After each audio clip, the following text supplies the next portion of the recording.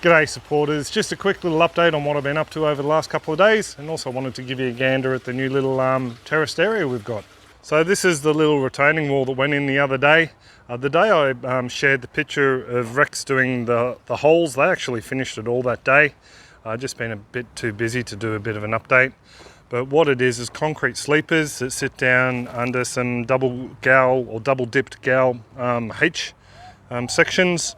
And they just use a double C section in the corner, and these guys have got a bit of a timber finish on them, so we don't need to paint them or anything like that. We're actually thinking about doing the same system along this fence line over here next to Pauline, just to bring the levels up a bit, because our property is actually on the inside of that fence, so it's something we have to talk to Michael and Tina about. But yeah, pretty happy with the way it's gone. It goes all the way up to the side of the cement there and sort of squares off out the back. It gives us basically 6 by 6 or 36 square meters, roughly 36 square yards of nice flat area we can use. And I've been busy yesterday afternoon and just came out the back to start again today, top dressing it with some of the soil from the garden beds out the back, which I'll give you a bit of a look at in a tick.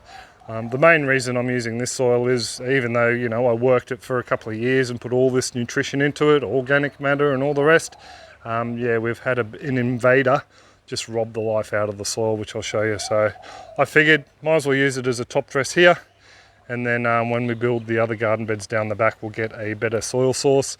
As for what we're going to cover it with, we would eventually like to have turf on here, but Bianca and I have been talking about just layering it fairly thick with arborist mulch and get the beneficial organisms, the compost worms and that sort of thing in here, the fungi as well, and get them to break it down and improve this soil that is underneath this layer here, because this is just pretty much all clay.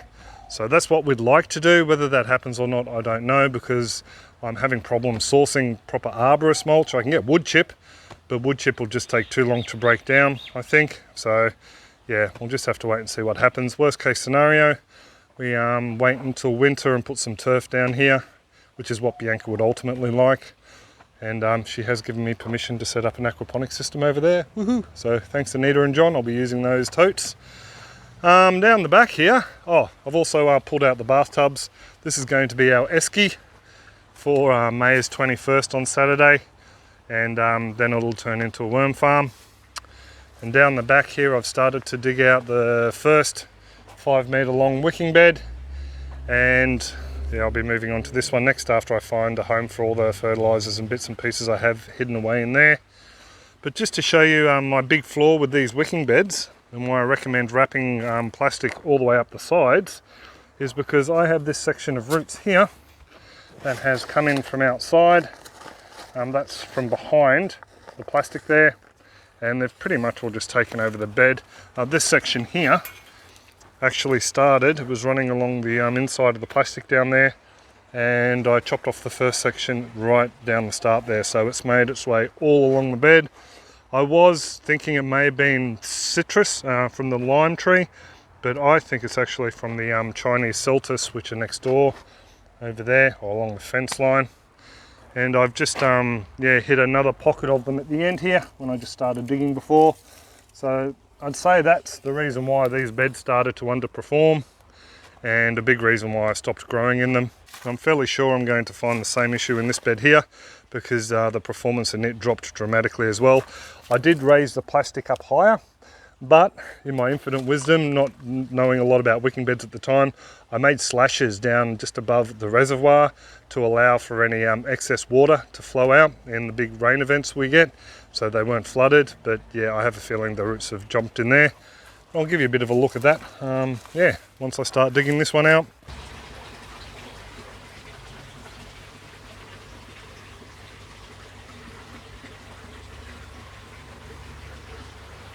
Well folks, it's quite a few hours later, and I've pretty much all finished for the day. So a little bit hot, it got up to about 38 degrees, but I think I did a half decent day's work. Anyway, I'll flip the camera around and show you what the backyard looks like now, and then also the new terrace area. So these two beds here, they were, that one was finished off this morning, and started on this one. And this little bed down here was emptied out. This one, both those beds had roots in them. This one down here had mango roots coming through, and also what I'm fairly sure is the Chinese celtus, the same as the other beds. That's those trees along the fence line there. This one down the back here was the worst offender. It was about a third of the way through. I hit a whole tangle of roots down in there, so that just explains why this bed never did so well. And I dare say they come from these Chinese celtus over there. So yeah, a lesson learned. Don't cut drainage slits in the side of your plastic. If you're having beds in the ground, keep the plastic going up all the way over the sides, and maybe just finish it off on a little bit of side capping.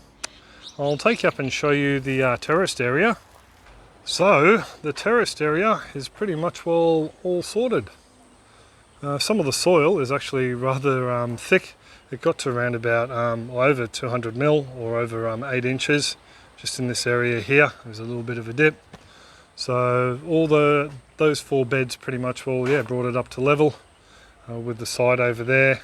It's not 100% level. I'm going to have to get in there and level it out, but it'll do for now. There's no rocks there for people to trip over at May's 21st. It's going to settle down a fair bit as well because it's not really compacted. And as I said before, not too sure what we're going to do with it yet, whether we'll turf it straight away or try and get some arborist mulch if we're lucky enough to find some.